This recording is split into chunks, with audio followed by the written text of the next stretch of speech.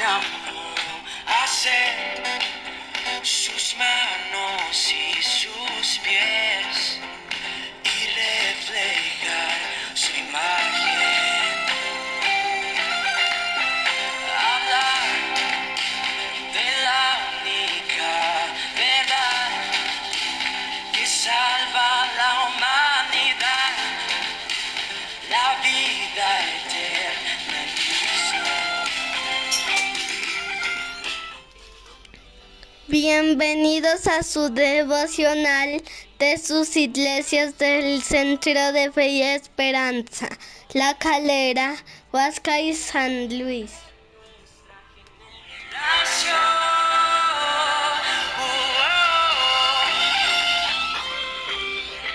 Hoy los acompaña la familia López Martínez.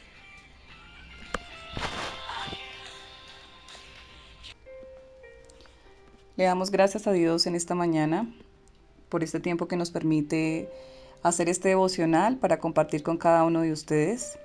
El propósito de estos devocionales es que podamos estudiar la palabra y a través de ella nos podamos acercar más a nuestro Señor. El tema que quiero compartir el día de hoy se llama Somos uno en Cristo. Estamos estudiando la carta de los Efesios y ha sido una bendición poder darnos cuenta de lo que Pablo muestra en esta carta de lo que es específicamente la iglesia. Y nos damos cuenta que la iglesia es el templo, pero también es un cuerpo. De ese el tema que precisamente estábamos estudiando el domingo. Y quiero que leamos por favor lo que dice Efesios 2, capítulo 2, versículo 16 al 18. Dice, para reconciliar con Dios a ambos en un solo cuerpo mediante la cruz, por la que Dios dio muerte a la enemistad. Él vino y proclamó paz a ustedes que estaban lejos y paz a los que estaban cerca, pues por medio de Él tenemos acceso al Padre por un mismo Espíritu. Somos uno, no hay diferencia. No hay diferencia realmente en cada uno de los que formamos el cuerpo de Cristo para Dios. Cuando nosotros nos damos cuenta, no había diferencia antes de que fuéramos salvos. Ambos éramos el mismo pecador e impío. En Romanos capítulo 3, 23 nos habla por cuanto todos pecaron y están destituidos de la gloria de Dios. Entonces cuando venimos a Cristo, se puede decir de nuevo, no hay diferencia. Y es aquí donde nosotros podemos darnos cuenta cuán grande es nuestro Señor. Si usted se fija, cuando el Señor llamó a sus discípulos, vemos que Él no tuvo preferencia, sino que Él llamó conforme a su voluntad, y dentro de estas personas que Él llamó a publicanos, llamó a un zilote, llamó a pescadores, llamó a artesanos y también llamó a personas que construían y hacían edificaciones. Y ahí nos podemos dar cuenta que dentro de los muchos discípulos que Él llamó, habían diferentes personas, quizás unos no tenían estudio, quizás unos eran los más marginados y despreciados de la sociedad, pero Él se complació en mostrar que Él nos llama a todos. Y en este versículo nos resume que todas las personas estamos en la misma condición. Es importante recordar esto porque muchas veces nosotros como personas tendemos a hacer una diferencia entre nosotros y los demás, o entre uno y los demás. Y realmente el Señor nos llama en esta mañana a que nosotros nos veamos que todos somos iguales y todos necesitamos de Cristo. Todos éramos incapaces de conocer a Dios, no hay diferencia ahora. Todos ahora en este momento somos de Cristo y somos unos con los otros. O sea que usted y yo, usted que ha aceptado al Señor Jesucristo en su corazón, es uno conmigo, y así es toda la iglesia, cada uno de los que estamos aquí. Eso es una gran verdad. Ahora, mientras miramos los versículos 13 al 22 del capítulo 2, el pensamiento principal aquí es que aquellos que estaban alineados social y espiritualmente, podemos de ahí sacar dos aspectos en esto. En primer lugar, en los versículos 13 al 15, hablan de nosotros siendo unidos unos con otros, un nuevo hombre. Aquí Pablo utiliza el nuevo hombre. ¿Quién trajo ese nuevo hombre? Lo trajo el Señor Jesucristo. Trajo paz entre judíos y gentiles. Esto es lo que nosotros vamos a ver resumido en estos versículos. Y en la segunda parte es que no solo nosotros somos reconciliados unos con otros, sino que en los versículos 16 y 18 nos dicen que estamos reconciliados con Dios. Si usted se fija, dice la palabra que Él trajo paz y quitó ese muro, como lo dice en el versículo 15, enemistad entre los gentiles y judíos. Pero en los versículos 16 y 18 nos vamos a dar cuenta que dice que nosotros hemos sido reconciliados con el Padre, hemos sido reconciliados con Dios. Entonces, cuando te conviertes en un cristiano, tu posición es que eres uno con los demás y eres uno con Dios. Y esta es una verdad increíble.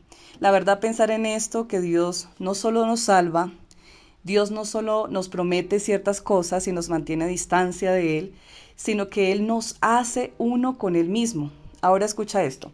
Solo es posible porque Él pone en nosotros su misma vida. ¿Y quién es? Al Espíritu Santo. Dice la palabra que el Espíritu Santo mora en nosotros. La justicia de Cristo no es imputada. La misma vida eterna de Dios es nuestra. O sea que no nos ha sido quitado su redención, su justicia, su santidad, sino que Él la comparte con nosotros. Y encontraremos en el capítulo 3, versículo 19, que dice, podemos ser llenos de toda la plenitud de Dios. Y eso es una cosa asombrosa, o sea que no solamente Dios nos salva, nos restaura, nos hace uno con Él y nos permite que nos acerquemos al trono de la gracia, sino que también la palabra nos promete una plenitud de Dios en mí. Esto es realmente asombroso lo que el Señor hace. La vida de Dios y el alma del hombre. Somos uno con Dios y el Dios eterno del universo. Y creo que en realidad eso es lo que Pablo está tratándonos de decir, que nosotros realmente comprendamos quiénes somos nosotros, quién soy yo, quién soy yo delante de Dios.